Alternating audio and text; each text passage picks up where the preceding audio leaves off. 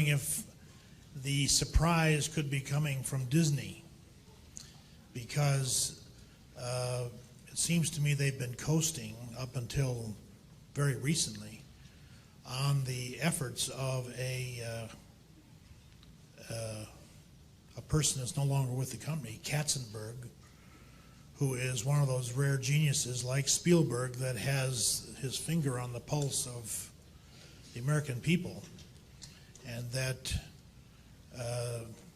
they don't come along every day, even in Hollywood. Yeah. It might be a very different company now that all of his efforts are, so to speak, out of the pipeline. Yeah. Have you finished or? Yes. Yeah. Katzenberg is a real talent. I would say that that by far the most important person at Disney in the last 12 years or whatever it's been has been Michael Eisner. I mean,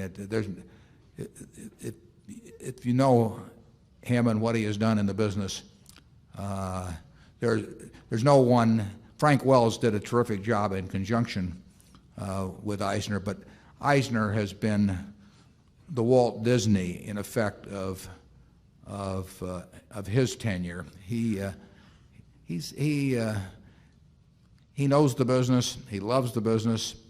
You know, he eats and lives and breathes it. And he has been, in my view, by far the most important factor in Disney's success. Now they face competition. The money is in, the big money is in the animated films and everything that revolves around that, because you go from films to parks to character merchandising and back, and I mean it's a circular sort of thing which feeds on itself.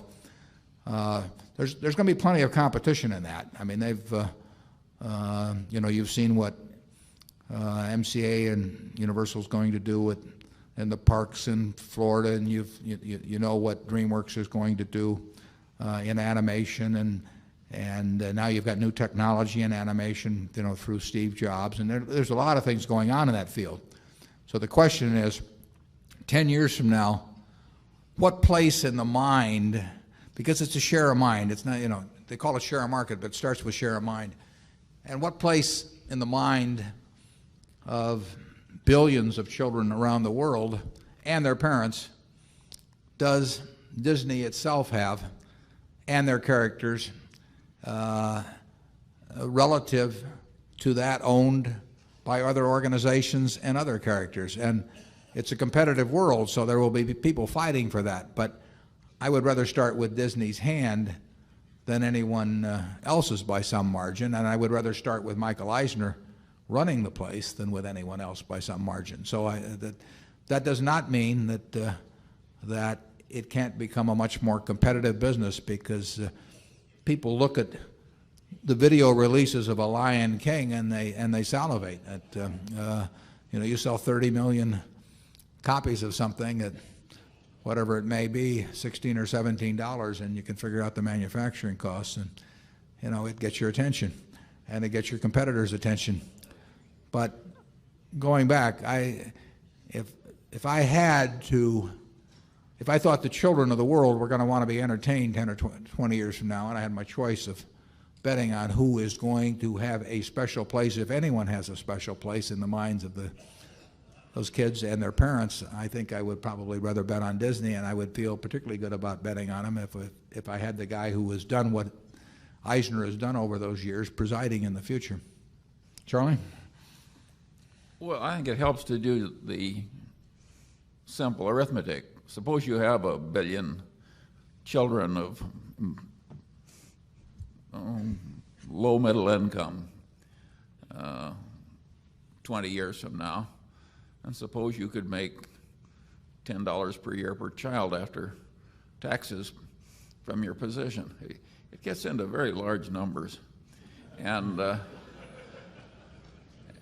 I don't know about your children and grandchildren, but mine want to see Disney. And they want to see it over and over and over again.